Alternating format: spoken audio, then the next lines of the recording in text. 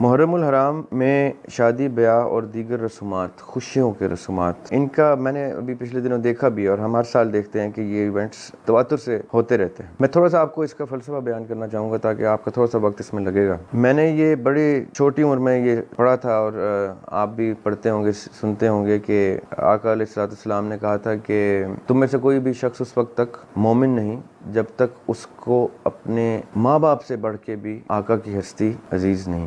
The philosophy behind this love، یہ محبت کا جذبہ آقا علیہ السلام کی ہستی کے لیے یہ ہے کہ آپ کی کوئی بھی خوشی، کوئی بھی پرسنالٹی، کوئی بھی رشتہ جو آپ کو عزیز تر ہے، اس سے بھی عزیز آقا کی علیہ السلام کی ہستی ہونی چاہیے۔ تو آپ مجھے بیسک سی بات اپنے آپ سے، سب آپ لوگ سوچ کے یہ بتائیں کہ جب اللہ تعالیٰ فرماتے ہیں کہ ان کی محبوب ترین ہستی آقا علیہ السلام کی ہستی ہے، ان کی محبوب ترین شخصیت آقا علیہ السلام کی شخصیت ہے، تو وہ ہمیں سب کچھ ان کے لیے وقف کرنے کا کہہ دیتے ہیں، سب کچھ، کہ ہم اپنی خوشیاں، اپنی جان مال، سب کچھ اللہ کی محبوب ہستی کے لیے وقف کر دیں۔ یہ اللہ تعالیٰ کی محبت بیان کرنے کا طریقہ ہے اپنے محبوب کے لیے۔ اب ہماری باری آئی، ہم نے محبوب ترین ہستی اگر آقا کو جانا ہے یا جاننا ہے، تو ہم نے بھی اپنا سب کچھ آقا کی خوشی کے لیے، خوشنودی کے لیے قربان کر دینا ہے۔ یہ سمپل چیز سب کو سمجھ میں آتی ہے۔ اب مجھے یہ بتائیں، اسی continuation of love, the love that the Lord Almighty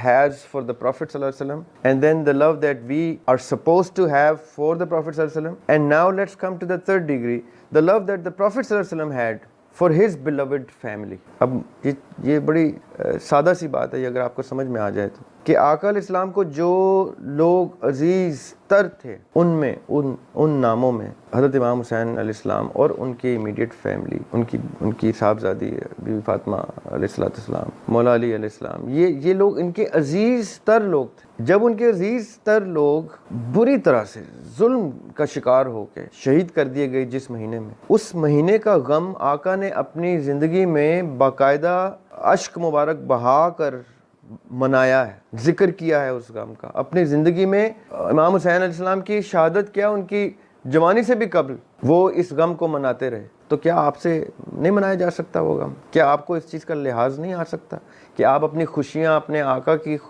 اس غم کے لیے تھوڑا سا انتظار کر لیں ان خوشیوں؟ ربیع الاول کا کتنا خوبصورت مہینہ، بابرکت مہینہ آگے آ رہا ہے، after just a couple of months ربیع الاول نے آنا ہے، جہاں آقا کی شان میں آپ نعتیں بھی پڑھتے ہیں اور کیا کیا آپ ختم بھی دلاتے ہیں اور خوشی بھی مناتے ہیں اس چیز کی۔ اس مہینے میں تک آپ اپنی خوشیاں نہیں لے کے جا سکتے۔ اس کا مطلب یہ ہے کہ اب میں یہ میرا جواب پرٹیکولرلی ان لوگوں کے لیے، ان پڑھے لکھے لوگوں کے لیے جو یہ کہتے ہیں کہ کوئی ایسی دلیل ہی نہیں ہے کہ محرم میں خوشیاں نہیں منانی چاہیے۔ میں آپ کو دلیل دیتا ہوں آج کہ ایمان کی سب سے پہلی شرط کہ آپ کی تمام تر خوشیوں اور آپ کے تمام تر رشتوں سے بالا تر آقا کی ہستی ہونی چاہیے، تو آپ ایمان کی اس کنڈیشن پہ ہی فالو نہیں کرتے اگر آپ آقا کے غم والے دنوں میں اپنی خوشیاں لے آئیں۔ یہ ان لوگوں کے لیے ہے جن کے آج کل ریسنٹ ویڈیوز بھی چل رہے ہیں، پڑھے لکھے اسکالرز ہیں، میں خود ان کو سنتا ہوں، لیکن وہ یہ بات کہتے ہیں کہ ایسی کوئی دلیل نہیں ہے۔ میں آپ کو دلیل دیتا ہوں کہ ایمان کی پہلی شرط یہ ہے کہ آپ اپنی ساری خوشیوں سے بالا تر آقا کی خوشی اور آقا کی غمی کو رکھتے ہیں۔ اگر آقا کا غم آپ کے لیے امپورٹنٹ نہیں ہے تو پھر آپ ایمان کی حالت میں ہی نہیں ہے۔ سوری ٹو سے، آپ کی ساری نمازیں جو ہیں غارت ہو گئیں اگر آپ آقا کے غم کو اس طرح سے سیلیبریٹ نہیں کر سکتے جس طرح سے اس کو کرنا ہے۔ آپ اتنا نہیں کر سکتے کہ ان کو باقاعدہ کوئی مجلس بلا کے اس غم کو ڈسکس کریں، نہ کریں۔ آپ اپنے اوپر کوئی شیعہ لیبل نہیں لگانا چاہتے، نہ لگائیں، لیکن کم از کم اپنے اوپر یہ ایمان سے باہر نکلنے کا لیبل تو نہ لگائیں کہ اس درس محرم پہ آپ شادیاں کر رہے ہو۔ آپ کو اتنی شرم، اتنا لحاظ تو ہونا چاہیے آپ کو۔ آپ کی اپنے پھوپھی تائی بھی مری ہوئی ہو نا، آپ کا اپنا باپ بھی مرا ہوا ہو اس دن، تو اس کی برسی منا رہے ہوتے ہیں آپ اس کی برسی کے دن دنیا کی کوئی چیز نہیں، خوشی نہیں مناتے۔ آپ کا اپنا بچہ سکا مر جائے، آپ کا سگا بیٹا مرا ہو، آپ اس کی قبر پہ جا کے پھول رکھ رہے ہوں گے اس دن، لیکن چونکہ وہ آقا کا بچہ ہے، کیونکہ وہ آقا کی فیملی فوت ہوئی ہے، تو آپ کو لحاظ ہی نہیں ہے، آپ کو شرم ہی نہیں ہے، مروت ہی ختم ہو گئی آپ۔ تو یہ کون سا ایمان ہے؟ یہ کون سی نمازیں ہیں؟ یہ کون سی سنت ہے جو آپ پوری کر رہے ہیں؟ یہ نکاح اٹ سیلف از اے سنت، یہ آپ سنت سمجھ کے کرتے ہیں۔ اگر آپ یہ سنت سمجھ کے کرتے ہیں تو کم از کم ان مہینے میں کریں، 12 ربیع الاول میں کر لیں، وہ سنت کا سب سے خوبصورت مہینہ ہے۔ اس میں آقا علیہ السلام کی ہستی نے دنیا کو شرف بخشا تھا اپنی پریزنس کا، تو آپ اس مہینے میں کریں، اور بہت سے مہینے ان مہینوں میں کریں. تو میں آپ کو دلیل کے ساتھ کہتا ہوں کہ ایمان کی کنڈیشن ہے کہ آقا کی ہستی، آقا کی خوشی اور غم کے اوپر آپ نے اپنا سب کچھ نچھاور کر دینا.